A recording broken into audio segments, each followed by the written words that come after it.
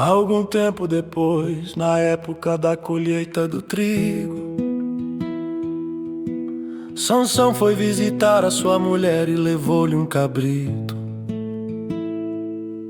Vou ao quarto da minha mulher, disse ele.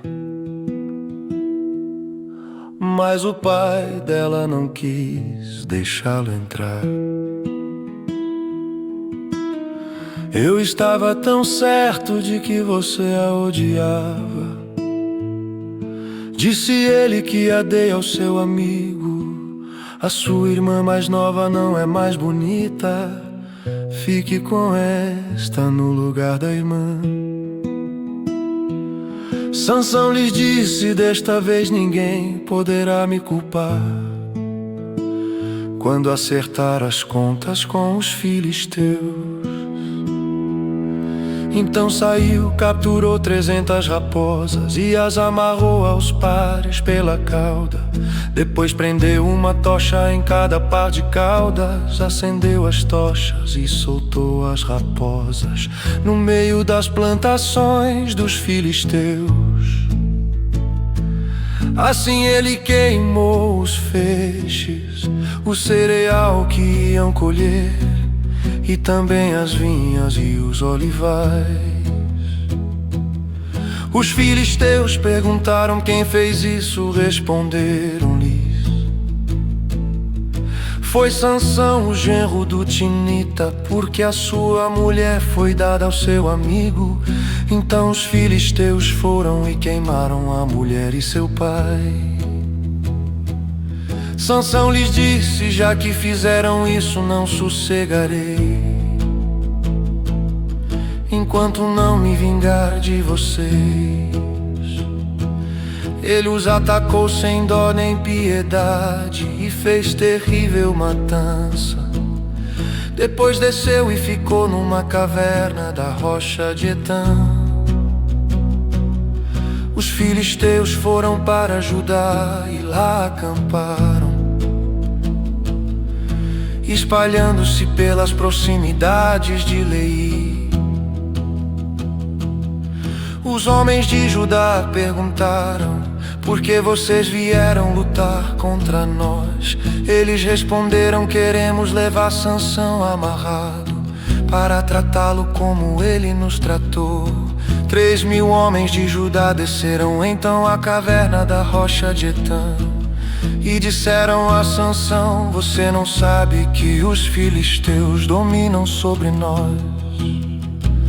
Você viu o que nos fez? Ele respondeu: fiz a eles apenas o que eles me fizeram. Disseram-lhe: viemos amarrá-lo para entregá-lo aos filisteus. Sansão disse: jurem-me que vocês mesmos não me matarão. Certamente que não, responderam. Somente vamos amarrá-lo e entregá-lo nas mãos deles. Não o mataremos. E o prenderam com 2 cordas novas e o fizeram sair da rocha. Quando ia chegando a Leí, os filisteus foram ao encontro dele aos gritos, mas o Espírito do Senhor apossou-se dele. As cordas em seus braços se tornaram como fibra de linho queimada, e os laços caíram das suas mãos. Encontrando a carcaça de um jumento, pegou a queixada e com ela matou 1.000 homens. Disse ele então: com uma queixada de jumento fiz deles montões. Com uma queixada de jumento matei 1.000 homens. Quando acabou de falar, jogou fora a queixada, e o local foi chamado Ramate-Leí. Sansão estava com muita sede, clamou ao Senhor: deste pela mão de teu servo esta grande vitória. Morrerei eu agora de sede para cair nas mãos dos incircuncisos. Deus então abriu a rocha que há em Li, e dela saiu água. Sansão bebeu, suas forças voltaram e ele recobrou o ânimo. Por esse motivo essa fonte foi chamada em Agoré e ainda lá está em Leí. Sansão liderou Israel durante 20 anos no tempo do domínio dos filisteus.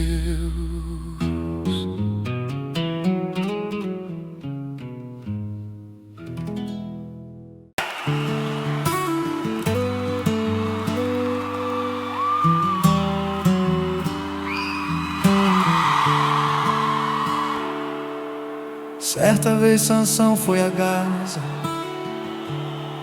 viu ali uma prostituta e passou a noite com ela. Disseram ao povo de Gaza: Sansão está aqui. Então cercaram o local e ficaram à espera dele a noite toda junto à porta da cidade. Não se moveram a noite inteira, dizendo: ao amanhecer o mataremos. Sansão, porém, ficou deitado só até a meia-noite. Levantou-se, agarrou firme a porta da cidade, juntamente com os 2 batentes, e os arrancou com tranca e tudo, pôs tudo nos ombros, e levou ao topo da colina que fica defronte de Hebrom. Depois dessas coisas, ele se apaixonou por uma mulher do vale de Sorek, chamada Dalila. Os líderes dos filisteus foram dizer a ela: veja se você consegue induzi-lo a mostrar-lhe o segredo da sua grande força e como poderemos dominá-lo. Para que o amarremos e o subjuguemos, cada um de nós dará a você 13 quilos de prata. Disse, pois, Dalila a Sansão: conte-me, por favor, de onde vem a sua grande força e como você pode ser amarrado e subjugado. Respondeu-lhe Sansão: se alguém me amarrar com 7 tiras de couro ainda úmidas, ficarei tão fraco quanto qualquer ouro primor. Então os líderes dos filisteus trouxeram a ela 7 tiras de couro ainda úmidas, e Dalila o amarrou com elas. Vendo homens escondidos no quarto, ela o chamou: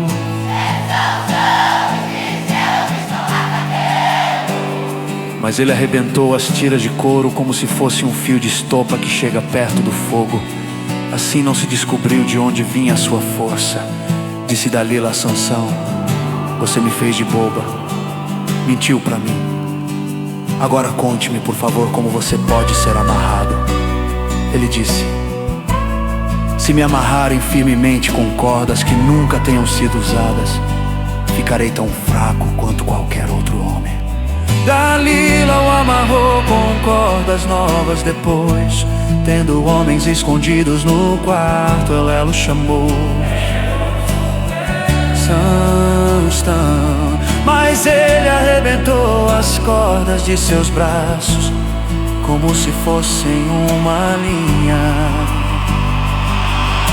Disse Dalila a Sansão: até agora você me fez de boba e mentiu para mim.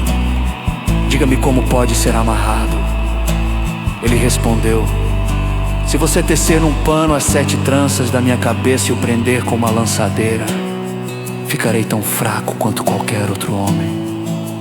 Assim, quando ele dormia, Dalila teceu as 7 tranças da sua cabeça num pano e o prendeu com a lançadeira.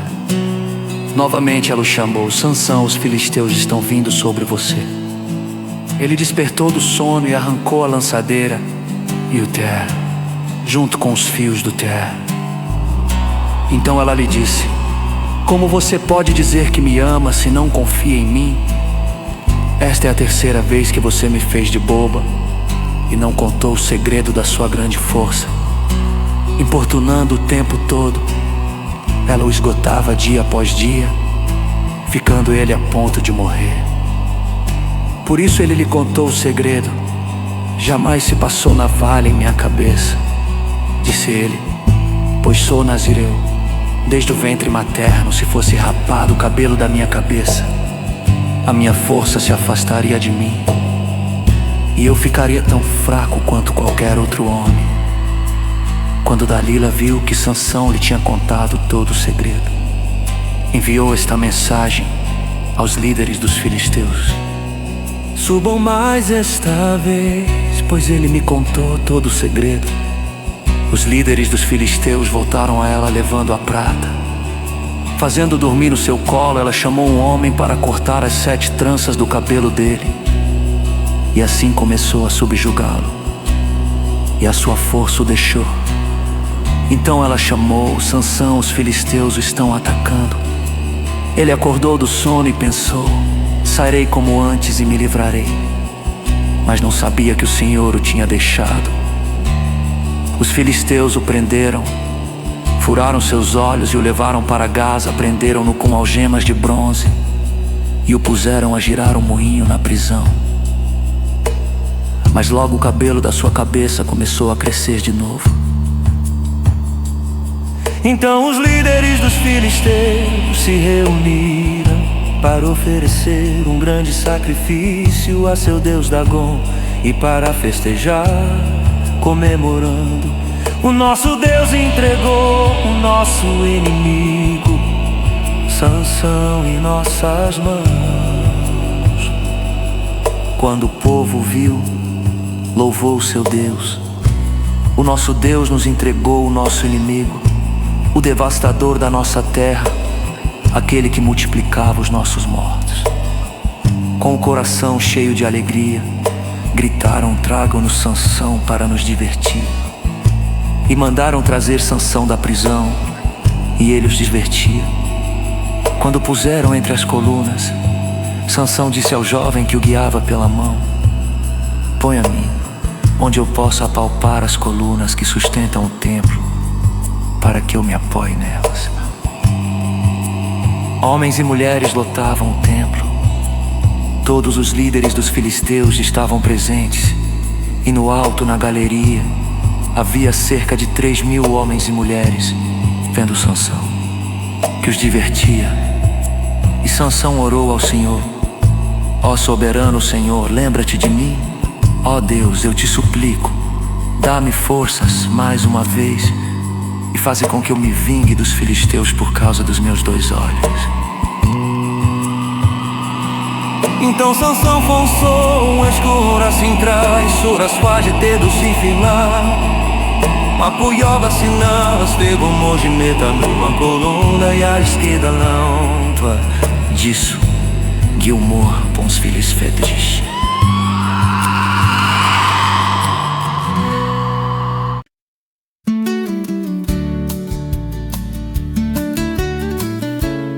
Havia um homem chamado Mica, dos montes de Efraim,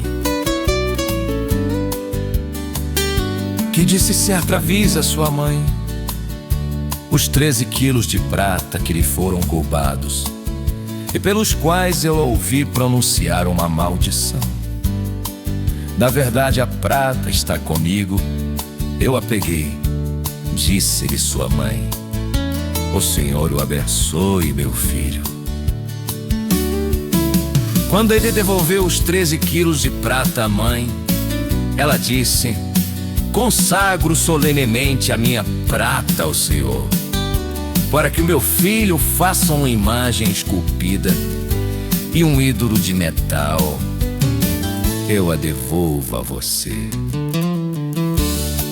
Mas ele devolveu a prata à sua mãe, e ela separou 2 quilos e 400 gramas e os deu a um ourives, que deles fez a imagem e o ídolo, e estes foram postos na casa de Mica.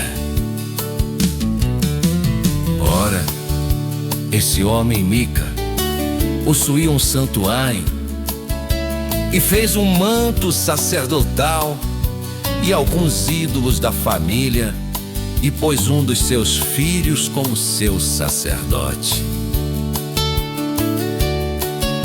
Naquela época não havia rei em Israel, Cada um fazia o que lhe parecia certo.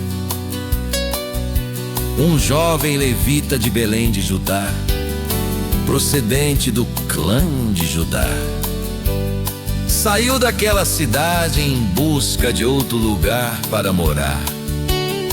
Em sua viagem, chegou à casa de Mica, nos montes de Efraim. Mica lhe perguntou: de onde você vem? Sou levita, de Belém de Judá. Respondeu ele: estou procurando um lugar para morar.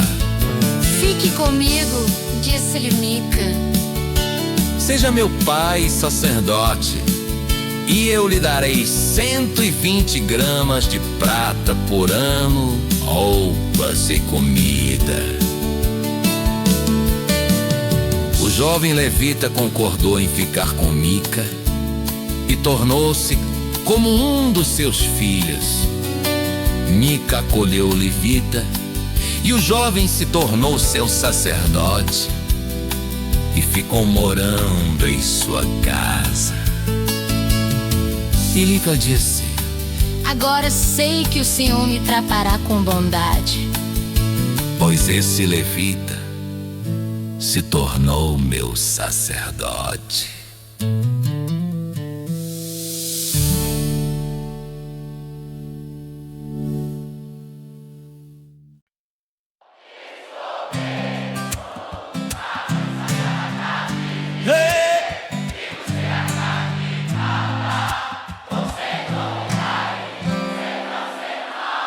Naquela época não havia rei em Israel, e a tribo de Dan estava procurando um local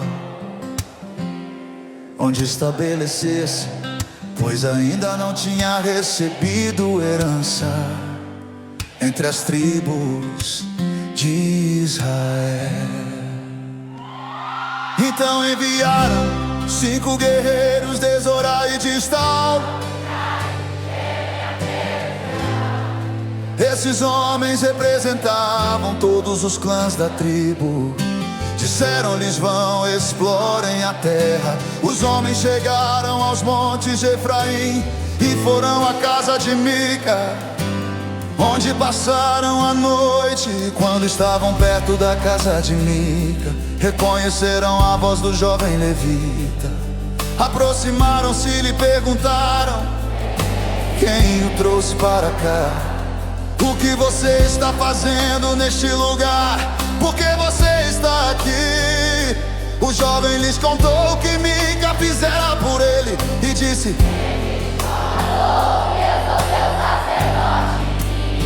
então eles lhe pediram: pergunte a Deus se a nossa viagem será bem sucedida.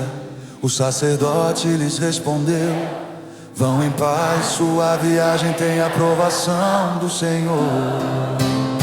Os 5 homens partiram e chegaram a Laís, onde viram que o povo vivia em segurança, como sidônios, despreocupado e tranquilo, e que gozava prosperidade, pois a sua terra não lhe deixava faltar nada. Viram também que o povo vivia longe dos sidônios e não tinha relações com nenhum outro povo. Quando voltaram a Zorá e a Estaol, seus irmãos lhes perguntaram: o que descobrirão? Eles responderam: Vamos atacá-lo. vimos que a terra é muito boa. Eles vão ficar encerrados. Não hesitem em ir apossar-se dela. Chegando lá, vocês encontrarão um povo despreocupado e uma terra espaçosa que Deus pôs nas mãos de vocês, terra onde não falta coisa alguma. Então 600 homens da tribo de Dan partiram de Zorá e de Estaol, armados para a guerra. Na viagem armaram acampamento perto de Kiriat Jearim, em Judá. É por isso que até hoje o local a oeste de Kiriat Jearim é chamado Manedã. Dali foram para os montes de Efraim e chegaram à casa de Mica, os 5 homens que haviam espionado a terra de Vocês sabiam que numa dessas casas há um manto sacerdotal, ídolos da família, uma imagem esculpida e um ídolo de metal. Agora vocês sabem o que devem fazer. Então eles se aproximaram e foram à casa do jovem levita, A casa de Mica e o saudaram. Os 600 homens de Dan, armados para a guerra, ficaram junto à porta. Os 5 homens que haviam espionado a terra entraram e apanharam a imagem, o manto sacerdotal, os ídolos da família e o ídolo de metal. Enquanto o sacerdote e os 600 homens armados permaneciam à porta, quando os homens entraram na casa de Mica e apanharam a imagem, o manto sacerdotal, os ídolos da família e o ídolo de metal. O sacerdote lhes perguntou: o que é que vocês estão fazendo? Silêncio, não diga nada, venha conosco. seja nosso pai. E sacerdote, não será melhor para você servir como sacerdote uma tribo e um clã de Israel do que apenas a família de um só homem? Então o sacerdote se alegrou, Apanhou o manto sacerdotal, os ídolos da família e a imagem esculpida, e se juntou à tropa, pondo seus filhos, os seus animais e os seus bens na frente deles. Partiram de volta. Quando já estavam a certa distância da casa, os homens que moravam perto de Mica foram convocados e alcançaram os homens de Dan. Como vinham gritando atrás deles, estes se voltaram e perguntaram a Mica: qual é o seu problema? Por que convocou os seus homens para lutar?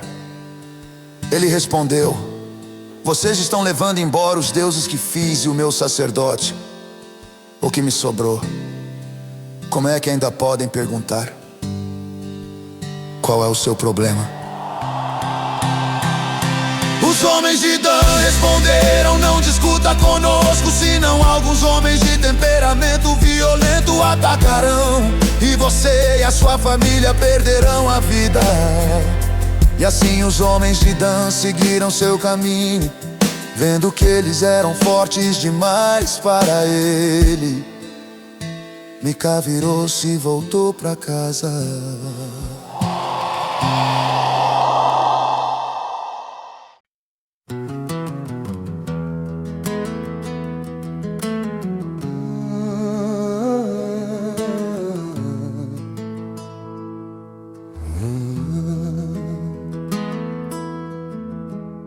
Naquela época não havia rei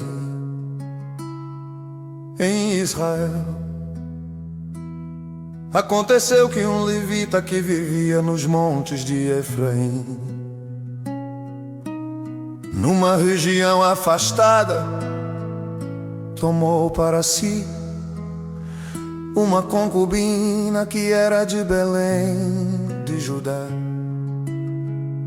Mas ela lhe foi infiel, deixou-o e voltou para a casa do seu pai, em Belém de Judá. 4 meses depois, seu marido foi convencê-la a voltar. Ele tinha levado o seu servo e 2 jumentos. A mulher o levou para dentro da casa do seu pai. E quando seu pai o viu, alegrou-se.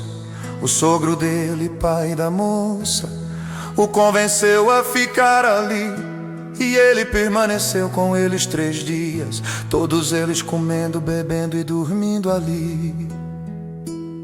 No 4º dia eles se levantaram cedo e o levita se preparou para partir. Mas o pai da moça disse ao genro: coma alguma coisa e depois vocês poderão partir. Os 2 se assentaram para comer e beber juntos. Mas o pai da moça disse: eu lhe peço que fique esta noite e que se alegre. E quando o homem se levantou para partir, seu sogro o convenceu a ficar ainda aquela noite. Na manhã do quinto dia, quando ele se preparou para partir, o pai da moça disse: vamos comer, espere até a tarde. E os dois comeram juntos. Então, quando o homem com a sua concubina e com o seu servo levantaram-se para partir, o seu sogro, o pai da moça, disse outra vez: veja, o dia está quase acabando, é quase noite. Passe a noite aqui, fique alegre-se. Amanhã de madrugada vocês poderão levantar-se e ir para casa.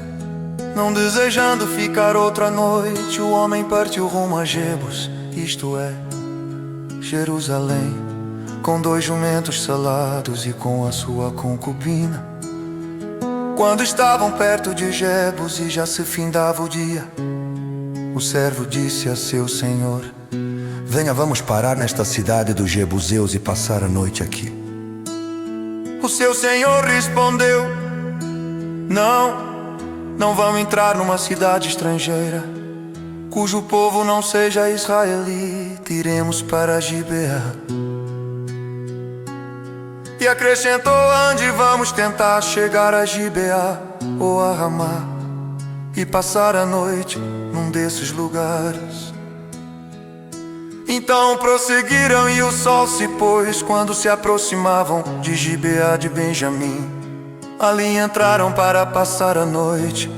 Foram sentar-se na praça da cidade e ninguém os convidou para passarem a noite em casa. Naquela noite um homem idoso procedente dos montes de Efraim e que estava morando em Gibeá, os homens do lugar eram benjamitas, voltou do seu trabalho no campo. Quando viu o viajante na praça da cidade, o homem idoso perguntou: para onde você está indo? De onde vem? Ele respondeu: estamos de viagem indo de Belém de Judá para uma região afastada nos montes de Efraim, onde moro. Fui a Belém de Judá e agora estou indo ao santuário do Senhor. Mas aqui ninguém me recebeu em casa. Temos palha e forragem para os nossos jumentos, e para nós mesmos que somos seus servos temos pão e vinho para mim, para sua serva e para o jovem que está conosco.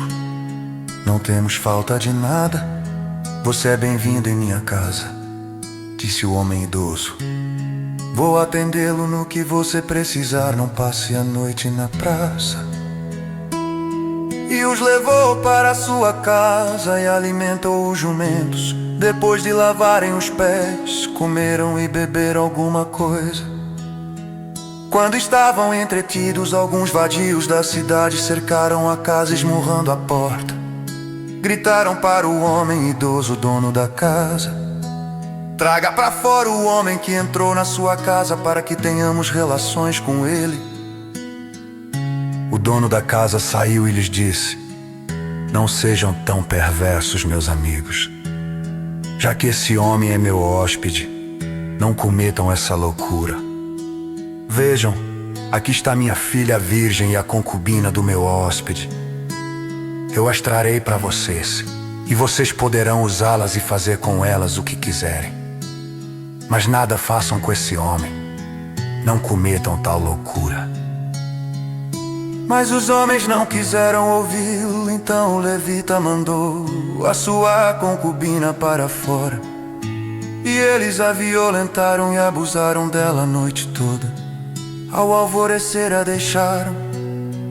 Ao romper do dia, a mulher voltou para casa, onde o seu senhor estava hospedado. Caiu junto à porta e ali ficou até o dia clarear. Quando seu senhor se levantou de manhã, abriu a porta da casa e saiu para prosseguir viagem.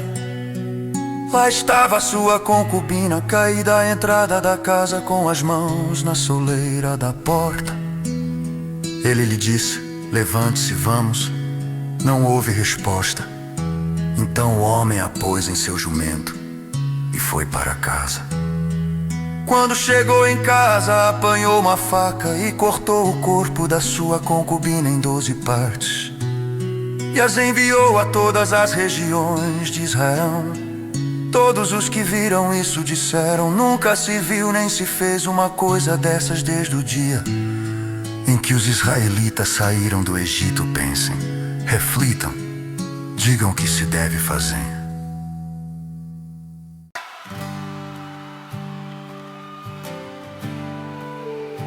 Então todos os israelitas, de Dan a Berseba e de Gileade, saíram como um só homem e se reuniram em assembleia perante o Senhor em Mispá. Os líderes de todo o povo das tribos de Israel tomaram seus lugares na assembleia do povo de Deus, 400.000 soldados armados de espada. Os benjamitas souberam que os israelitas haviam subido a Mispá. Os israelitas perguntaram: como aconteceu essa perversidade? Então o levita, marido da mulher assassinada, disse: eu e a minha concubina chegamos a Gibeá de Benjamim para passar a noite. Durante a noite, os homens de Gibeá vieram para atacar-me e cercaram a casa, com a intenção de matar-me. Então violentaram minha concubina e ela morreu. Peguei minha concubina, cortei-a em pedaços e enviei um pedaço a cada região da herança de Israel, pois eles cometeram essa perversidade e esse ato vergonhoso em Israel. Agora todos vocês, israelitas, manifestem-se e deem o seu veredicto. Todo o povo se levantou como se fosse um só homem, dizendo: nenhum de nós irá para casa, nenhum de nós voltará para o seu lar. Mas é isto que faremos agora contra Gibeá: separaremos por sorteio de todas as tribos de Israel, de cada 100 homens 10 homens, de cada 1000 homens 100, de cada 10.000 homens 1000, para conseguirem provisões para o exército poder chegar a Gibeá de Benjamim e dar a eles o que merecem por todo esse ato vergonhoso cometido em Israel. E todos os israelitas se ajuntaram e se uniram como um só homem contra a cidade. As tribos de Israel enviaram homens a toda a tribo de Benjamim, dizendo: o que vocês dizem dessa maldade terrível que foi cometido no meio de vocês? Agora entreguem esses canalhas de Gibeá, para que os matemos e eliminemos esse mal de Israel. Mas os benjamitas não quiseram ouvir seus irmãos israelitas. Vindos de suas cidades, reuniram-se em Gibeá para lutar contra os israelitas. Naquele dia, os benjamitas mobilizaram 26.000 homens armados de espada, que vieram das suas cidades, além dos 700 melhores soldados que viviam em Gibeá. Dentre todos esses soldados havia 700 canhotos muito hábeis, e cada um deles podia atirar uma pedra com a funda num cabelo sem errar. Israel, sem contar os de Benjamim, convocou 400.000 homens armados de espada, todos eles homens de guerra. Os israelitas subiram a Betel e consultaram a Deus: quem de nós irá lutar primeiro contra os benjamitas? Perguntaram, o Senhor respondeu: Judá irá primeiro. Na manhã seguinte, os israelitas se levantaram e armaram acampamento perto de Gibeá. Os homens de Israel saíram para lutar contra os benjamitas e tomaram posição de combate contra eles em Gibeá. os benjamitas saíram de Gibeá, e naquele dia mataram 22.000 israelitas no campo de batalha. Mas os homens de Israel procuraram animar-se uns aos outros, e novamente ocuparam as mesmas posições do primeiro dia. Os israelitas subiram e choraram perante o Senhor até a tarde, e consultaram o Senhor: devemos atacar de novo os nossos irmãos benjamitas? O Senhor respondeu: vocês devem atacar. Então os israelitas avançaram contra os benjamitas no segundo dia. Dessa vez, quando os benjamitas saíram de Gibeá para enfrentá-los, derrubaram outros 18.000 israelitas, todos eles armados de espada. Então todos os israelitas subiram a Betel e ali se assentaram, chorando perante o Senhor. Naquele dia jejuaram até a tarde e apresentaram holocaustos e ofertas de comunhão ao Senhor. E os israelitas consultaram ao Senhor. Naqueles dias a arca da aliança, e Finéias, filho de Eleazar, filho de Arão, ministrava perante ela. Perguntaram: sairemos de novo ou não para lutar contra os nossos irmãos benjamitas? O Senhor respondeu: vão, pois amanhã eu os entregarei nas suas mãos. Então os israelitas armaram uma emboscada em torno de Gibeá. Avançaram contra os benjamitas no terceiro dia e tomaram posição contra Gibeá, como tinham feito antes. Os benjamitas saíram para enfrentá-los e foram atraídos para longe da cidade. Começaram a ferir alguns dos israelitas como tinham feito antes. E uns 30 homens foram mortos em campo aberto e nas estradas, uma que vai para Betel e a outra que vai para Gibeá. Enquanto os benjamitas diziam: nós os derrotamos como antes, os israelitas diziam: vamos retirar-nos e atraí-los para longe da cidade, para as estradas. Todos os homens de Israel saíram dos seus lugares e ocuparam posições em Baal-Tamar. E a emboscada israelita atacou da sua posição a oeste de Gibeá. Então 10.000 dos melhores soldados de Israel iniciaram um ataque frontal contra Gibeá. O combate foi duro e os benjamitas não perceberam que a desgraça estava próxima deles. O Senhor derrotou Benjamim perante Israel, e naquele dia os israelitas feriram 25.100 benjamitas, todos armados de espada. E todos os benjamitas vinham ao Pistafo derrotados. Os israelitas bateram a Edimada de Ades de Benjamim. Foi escoviado na emboscada de Diel Pretorá, no teto de Gibeá.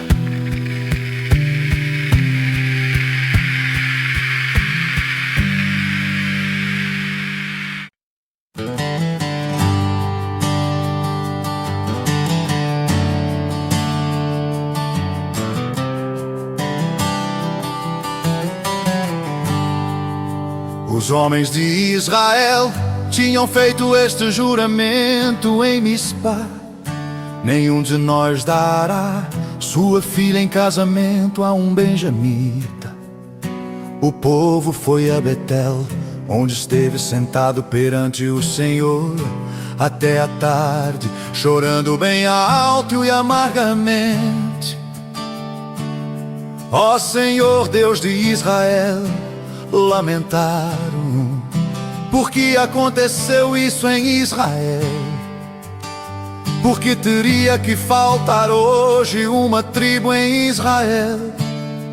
Na manhã do dia seguinte, o povo se levantou cedo, construiu um altar e apresentou holocaustos e ofertas de comunhão. Os israelitas perguntaram: quem dentre todas as tribos de Israel deixou de vir à assembleia perante o Senhor? Pois tinham feito um juramento solene de que qualquer que deixasse de se reunir perante o Senhor em Mispa seria morto. Os israelitas prantearam pelos seus irmãos benjamitas. Hoje uma tribo foi eliminada de Israel. Diziam: como poderemos conseguir mulheres para os sobreviventes, visto que juramos pelo Senhor não lhes dar em casamento nenhuma de nossas filhas? Então perguntaram: qual das tribos de Israel deixou de reunir-se perante o Senhor em Mispa? Descobriu-se então que ninguém de Jabes de Gileade tinha vindo ao acampamento para a assembleia. Quando contaram o povo, verificaram que ninguém do povo de Jabes de Gileade estava ali. Então a comunidade enviou 12.000 homens de guerra com instruções para irem a Jabes de Gileade e matarem à espada todos os que viviam lá, inclusive mulheres e crianças. É isto que vocês deverão fazer, disseram.